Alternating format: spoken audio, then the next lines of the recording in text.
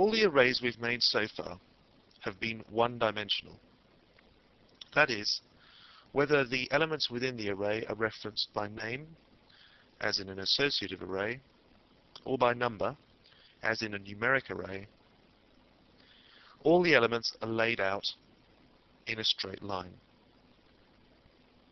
It is possible in PHP and other scripting and programming languages to create what is known as a multi-dimensional array.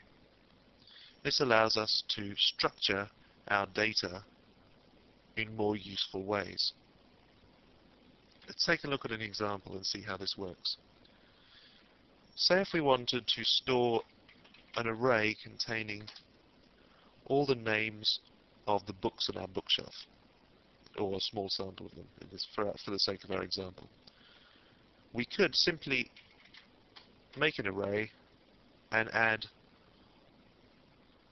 all the titles straight after the first open bracket of the array, as we've been doing before.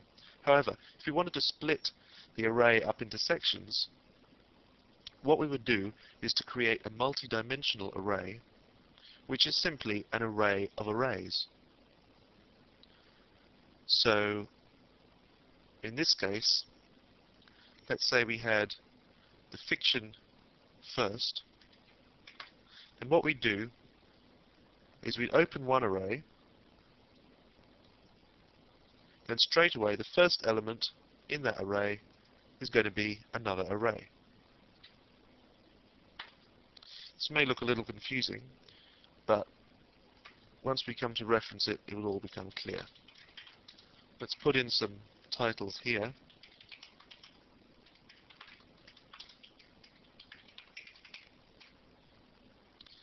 So that's our first inner array. We close that bracket, we put a comma, and we move on to the next element of the outer array, which is also going to be an array. So every element within this array is going to be another array, for the sake of this example. Now it might be easier if we put this array on the next line and bring it into line with the other array. This is not, and I must stress, this is not for the sake of PHP deciphering our script. This is simply for the sake of looking back at it as human beings and being able to read quickly and easily what's going on, so that we don't end up going off the side of our text editor here, so it's hard to read, and so that we can see that these arrays are one on top of each other, so that it's easy for us as programmers to look back and understand what we were doing. So in this array we're going to store some non-fiction books.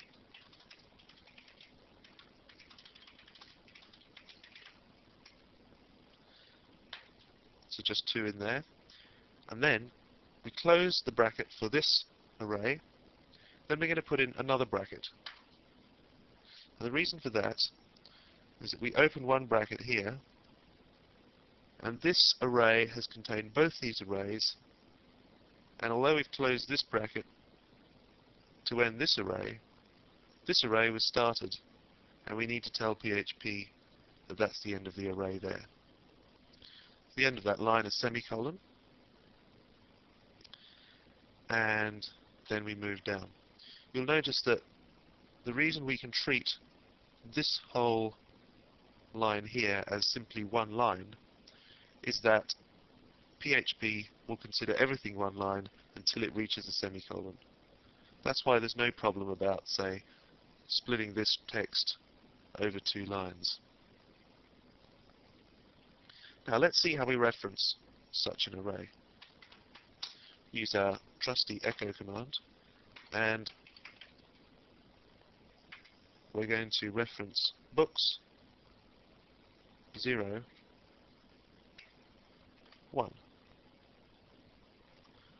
Now this is very similar to referencing a normal array, but we simply put the outermost array first, and then the inner array. So in this case, element 0 of the outer array, which will be this array, and then element 1, the inner array, which will be this element here. Let's trace that. Let's save that rather, and see what that looks like in the browser. It's echoed Frankenstein. As we can see, element 0, and then element 0, 1, Frankenstein. Now, we could, of course, split this into as many dimensions as you like. I'll just show an example with 3. And although you can continue with more 4, 5, or 6 dimensions, you're generally not going to come across use for more than 3. So let's just show a quick 3-dimensional example. We're going to split this array here into genres, let's say. So we're going to put another array in here, and let's put some more titles in here, some more science fiction titles.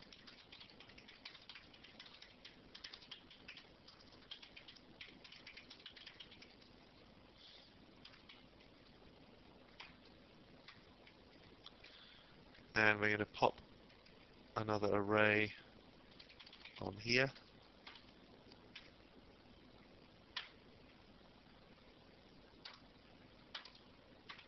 Now, what have we done here? So I'll open the first array, open an inner array, and then we have an inner array within that, which consists of 3 elements. Then we have another array which consists of 2 elements. Then we close two lots of brackets here, because we're closing both this array and this middle array. Let's see if we can find how to reference, for instance, Do Robots Dream of Electric Sheep? We'd need the outer array, first element, which would be 0, and then the middle array, first element, also 0, and then we want the third array here, which will be 2. Let's save that and make sure that works. Do Robots Dream of Electric Sheep? It's perfectly possible to make your arrays, your multidimensional arrays, associative. So in this case, we could say fiction. Oops, that's correct symbol, and we could say sci-fi.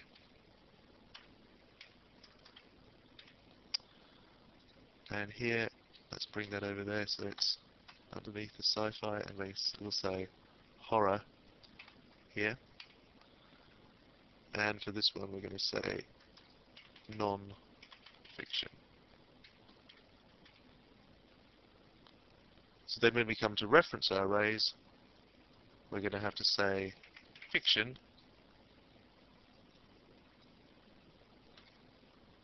for instance horror element 1, which would be the second element here.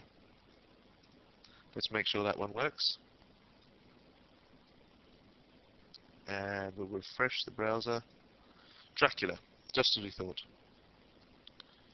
So here we can see that multidimensional arrays are a good way of storing more complex structures within an array. We can also see that we can use associative elements within our array structure. Once again, I suggest you play with this because, again, this is a little bit more to digest than some of our previous movies and chapters.